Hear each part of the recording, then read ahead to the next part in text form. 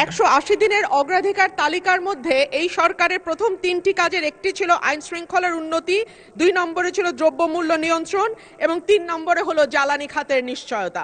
মাননীয় স্পিকার, আইন শৃঙ্খলা পরিস্থিতি নিয়ে কথা বলতে গেলে মুশকিল হচ্ছে। আমাদের আইন শৃঙ্খলা সংক্রান্ত যিনি স্বরাষ্ট্রমন্ত্রী আছেন তিনি হয় ব্যঙ্গ করেন আর না হলে বাকচাতুর্য দিয়ে পুরো বিষয়টিকে ঢেকে দিতে চান। কিন্তু সাধারণ মানুষের সঙ্গে কথা বললে মাননীয় স্পিকার জানা যায় যে বাংলাদেশে পররাষ্ট্র মন্ত্রণালয়ে যেমন 3 জন মন্ত্রী আছেন, 64টা জেলায় 64 জন আইন শৃঙ্খলা বিষয়ক স্বরাষ্ট্রমন্ত্রী থাকলে কেবল মন্দ হতো না বাংলাদেশের আইন শৃঙ্খলা পরিস্থিতির এতই ভালো অবস্থা। আর মাননীয় স্পিকার, জ্বালানি নিয়ে আর কি বলবো, তেল আর গ্যাস আর বিদ্যুতের ব্যাপারে মানুষ বলে, দুষ্ট লোকে বলে, অবশ্য ভালো লোক না, টুকু আসে টুকু যায়, এই আসে এই যায়, কতক্ষণ থাকে তারা নাকি বুঝতে পারে না।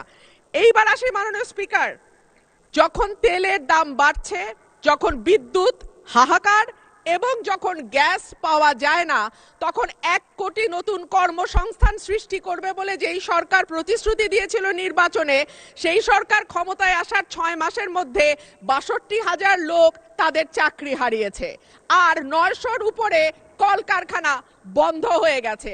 সো নতুন আর কর্মসংস্থান কি তৈরি হবে মাননীয় স্পিকার? যারা আছেন চাকরি করছেন তাদের চাকরি আর কতদিন থাকে আল্লাহ মাবুদে জানে। বাজারে যখন মানুষ যায় 80 টাকার নিচে কোনো সবজি নাই, ডিমের দাম কয়েক দফা বেড়েছে, চালের দাম, বিশেষ করে মিনিকেট যে চাল বলা হয় এটা নাকি খায় না, তারপরেও তো কেউ কেউ খায় মাননীয় স্পিকার, যখন দ্বিগুণ হয়ে যায় এবং যখন আমরা টিসিবির লাইন দেখি তখন